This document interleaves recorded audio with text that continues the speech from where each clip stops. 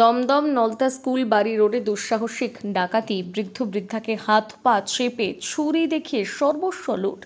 দমদম পৌরসভা 7 নম্বর ওয়ার্ডের নলতা স্কুল বাড়ি এলাকায় 70 ঊর্ধ্ব বৃদ্ধ বৃদ্ধাকে হাত পা চেপে ভয় দেখিয়ে সর্বস্ব লুট। 7 জনের ডাকাত দল বাড়ির নিচের তলার ভাড়া দেওয়া ঘরের জানলা ভেঙে উপরে প্রবেশ করে।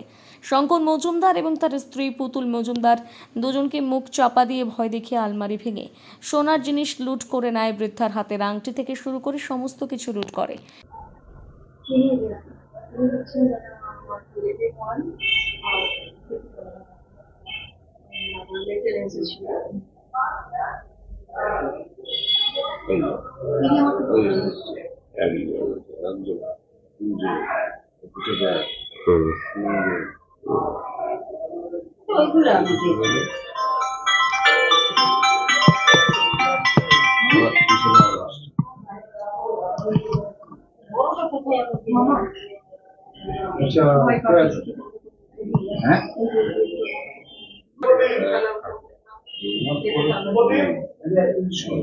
ঘটনা নেই তো।